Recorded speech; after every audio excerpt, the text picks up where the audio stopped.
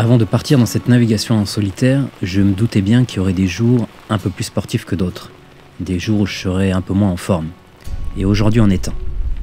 J'avais prévu une longue journée avec plus de 90 000 nautiques à parcourir avant la nuit. Je mets donc le réveil à 6 h du matin. Quand je me lève, dehors, c'est l'orage. Le vent n'est pas très fort dans ce bras de mer protégé, environ 20 nœuds, mais les 2 bateaux à côté de moi sont pourtant en train de déraper.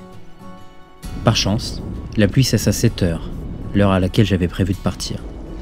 Je relâche péniblement l'amarre qui s'était enroulée autour de la bouée et je pars en direction de l'Écluse, qui ouvre sur la mer du Nord.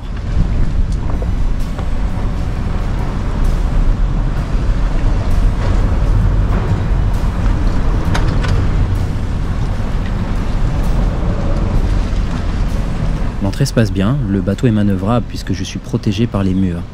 La sortie, par contre, elle, m'a donné une petite frayeur.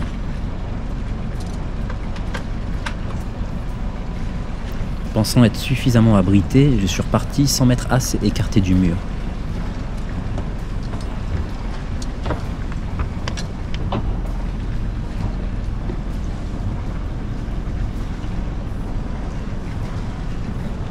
Je vois encore le pare-battage rouler, remonter le long de la coque et finalement terminer inutile sur le pont du bateau. J'ai bien cru que j'allais rafler toute la coque. C'est vraiment passé très près.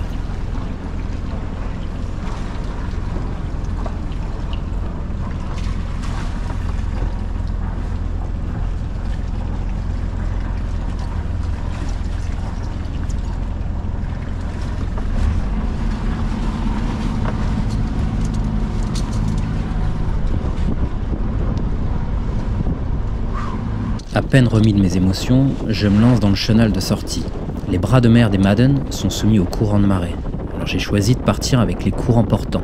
Mais j'avais plus de 20 nœuds de vent de face. Ça a levé de petites vagues très proches l'une de l'autre et bien cassantes. Et ça, je l'avais pas vraiment planifié. Une erreur de débutant.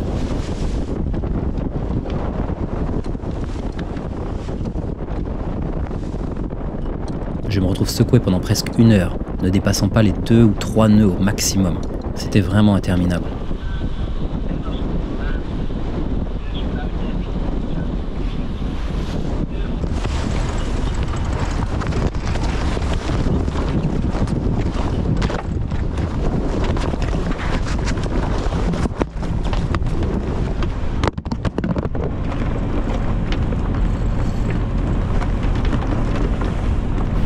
Enfin, je sors du chenal.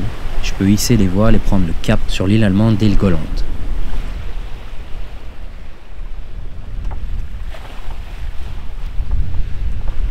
Le bateau avance super bien. Je suis ravi d'être à nouveau en mer, même si après 2 semaines dans les canaux, il faut que je me réhabitue à nouveau à être bercé par la houle. La journée me semble vraiment longue, et même un peu inconfortable quand le vent s'est mis à tutoyer les 30 nœuds.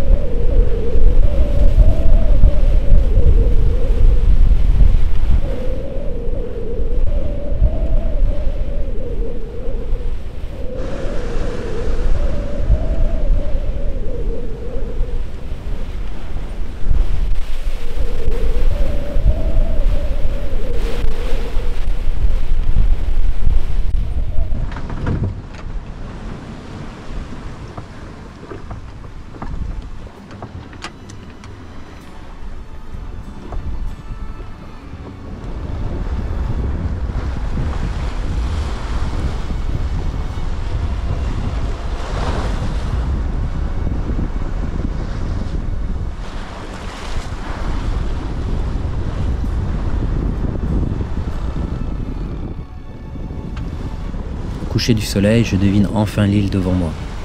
La houle n'est pas très haute, mais elle est presque dans l'axe de l'entrée du port. Et comme je sais que je vais arriver à la tombée de la nuit, je suis pas très serein. Je me demande si les hauts fonds vont renforcer la houle. Mais finalement, c'était très calme, et l'avant-port est suffisamment large pour installer les amarres et les défenses tranquillement. Je vais me trouver une place à couple, et il est 23 h. Je viens de parcourir 95 000 en 15 heures. C'est ma plus longue journée depuis mon départ.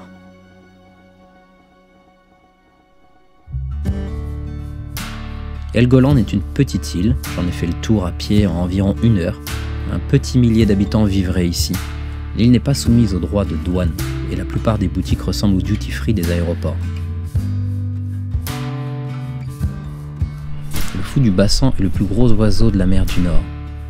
Et il y a une colonie sur cette île où ils ont trouvé des falaises ou nichés. Habitué à l'homme, il se laisse approcher à quelques mètres seulement.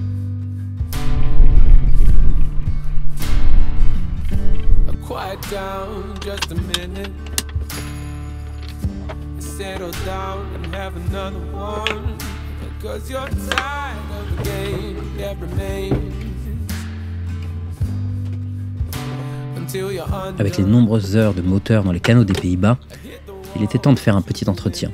Changement de l'huile, des filtres et des courroies, et heureusement, j'en avais une qui était pas loin d'être déchirée.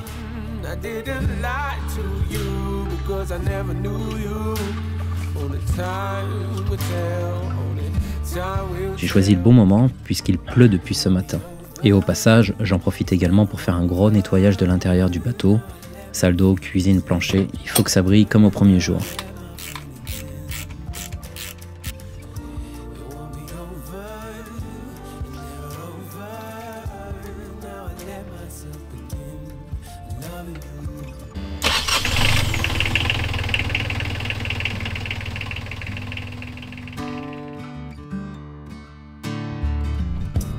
Après 3 jours passés sur l'île, je reprends ma route en direction du canal de Kiel.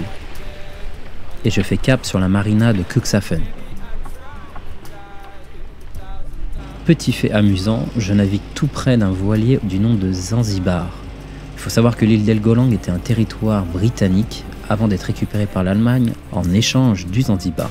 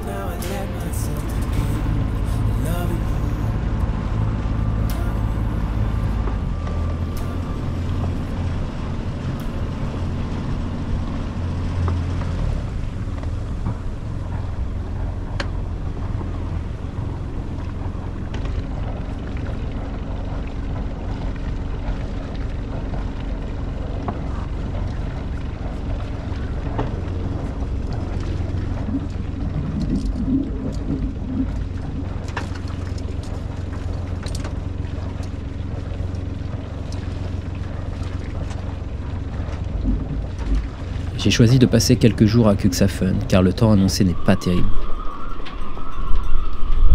Mais ces jours de mauvais temps sont l'occasion de faire des rencontres dans les marinas. Entre deux averses, on discute avec ses voisins de ponton, on s'invite les uns les autres sur les bateaux pour boire un verre. Et comme je voyage seul, je suis content de rencontrer du monde et de causer un peu. Après 5 jours à la marina de Cuxhaven, et sa collection de stickers à apposer sur le bateau chaque jour, la dépression touche à sa fin. Une dernière nuit avec du vent, et je vais pouvoir reprendre la navigation. Je ne suis plus qu'à quelques milles avant d'enfin embouquer le canal de Kiel.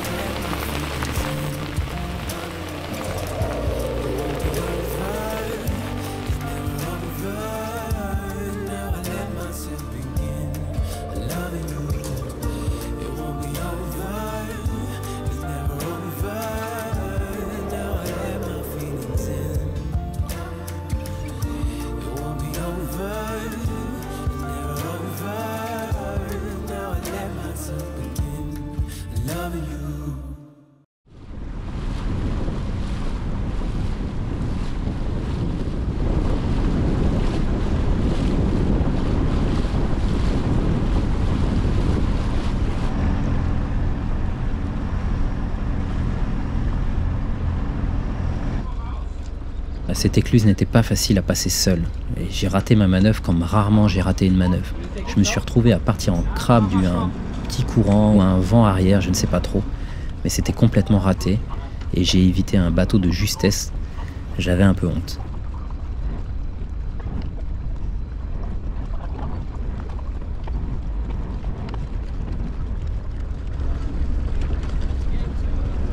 Je ne suis pas le seul à rater ma manœuvre. Devant moi, un catamaran s'est carrément retrouvé dans le mauvais sens. C'était très chaud pour lui.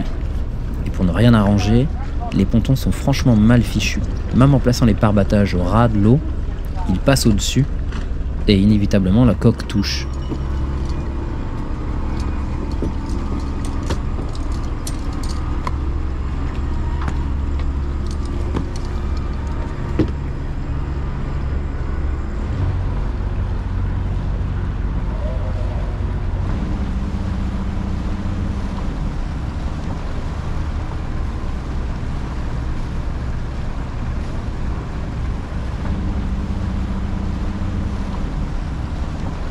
Une fois dans le canal, j'ai connu une autre petite mésaventure. J'ai perdu le bouchon d'huile moteur.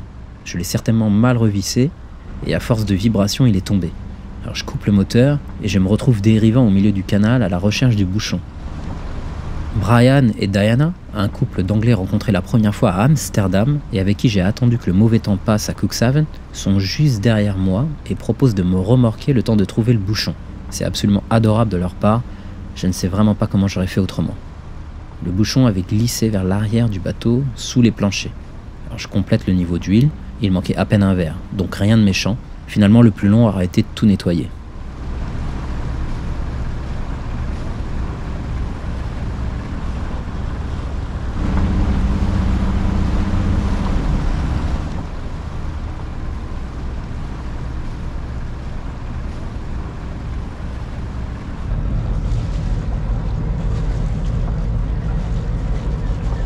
Après 2 petites journées dans le canal, enfin, c'est l'ouverture de l'écluse qui donne sur la mer Baltique. Ça y est, après 2 mois depuis mon départ de La Rochelle, j'y suis.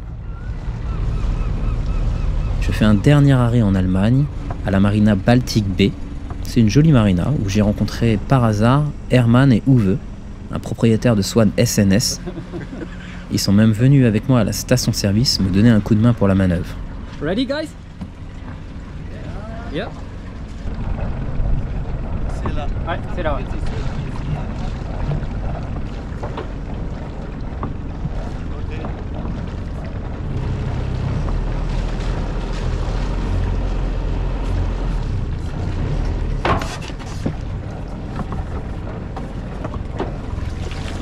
Ils m'ont ensuite invité à terminer la journée autour d'un délicieux dîner en extérieur.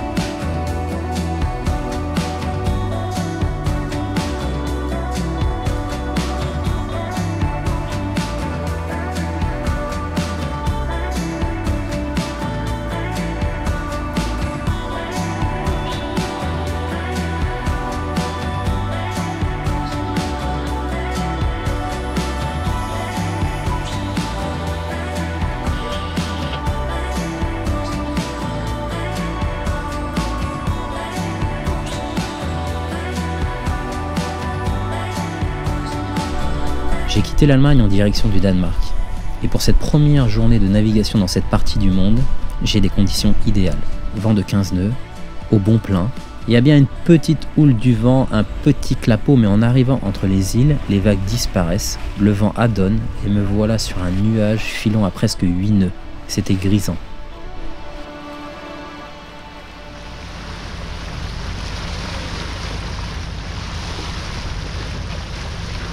Je passe 3 journées à naviguer dans les îles au sud du Danemark. Un soir, je mouille l'ancre en face d'une petite île, et le vent décide de se lever un peu avant la nuit, mais 20 nœuds, pas plus. À 22 h, l'alarme de mouillage sur mon téléphone retentit, et je constate que j'ai dérapé de 40 mètres. Je remonte l'ancre avec 1 kg d'herbe. Impossible d'ancrer convenablement à cet endroit. Il y a bien cette bouée que j'ai vue en arrivant. Elle est marquée DT. Alors est-elle privée? Probablement, mais vu l'heure, je décide de la prendre pour passer la nuit. À 4 h 30, il n'y a plus de vent. Le bateau est immobile. L'amarre qui me relie à la bouée est maintenant complètement détendue.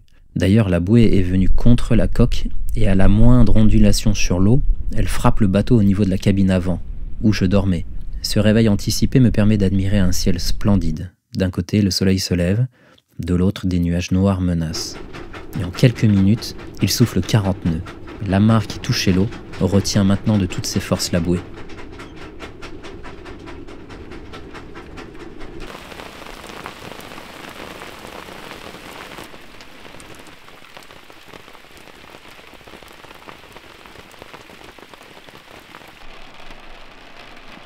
À 10 h, il ne reste qu'une petite pluie fine. Alors je hisse les voiles et pars en direction de Copenhague, où j'en suis sûr, il fait beau.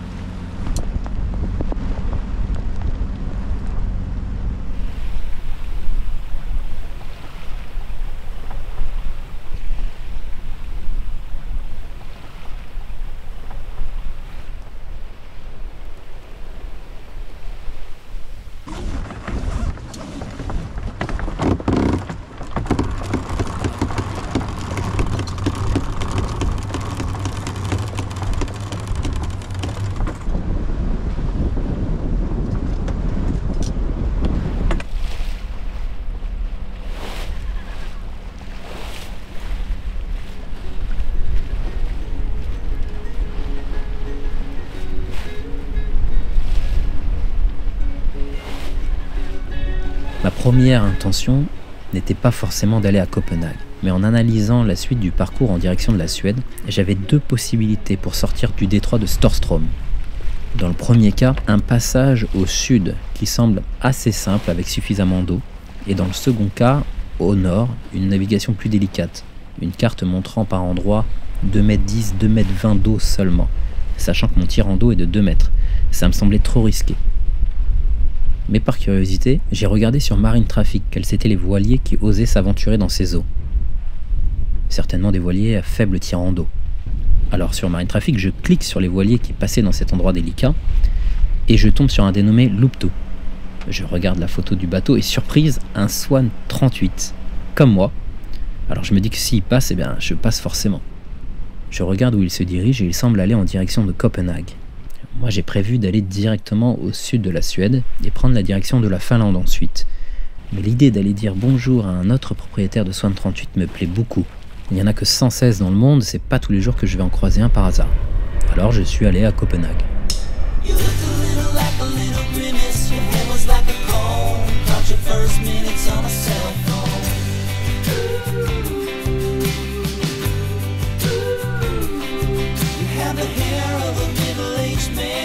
Après les formalités d'enregistrement, j'ai rencontré Hans et Uta, un couple d'Allemands adorables. Ils ont ce Swan 38 depuis le début, depuis 1976, incroyable. On a discuté de nos bateaux, et évidemment, ils connaissent le leur par cœur, c'était très enrichissant. On s'est également promené à Copenhague ensemble, et ils m'ont montré les endroits où ils aiment se rendre. C'était vraiment une belle rencontre.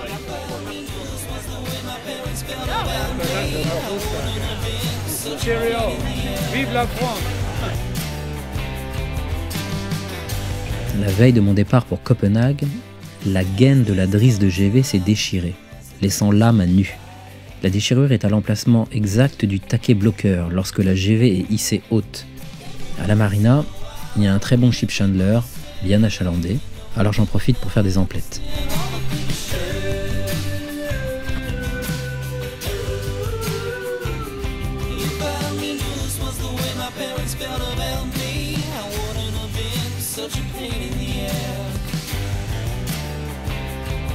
Ici, tous les soirs, au coucher du soleil, résonne un coup de canon. L'étiquette navale demande qu'aucun pavillon ne batte entre le coucher du soleil et le lever du soleil. Laisser un pavillon national de nuit constitue un manque de respect envers les couleurs nationales. Et à Copenhague, il y a ce fameux coup de canon qui indique le coucher du soleil. Et la marine royale danoise montre l'exemple.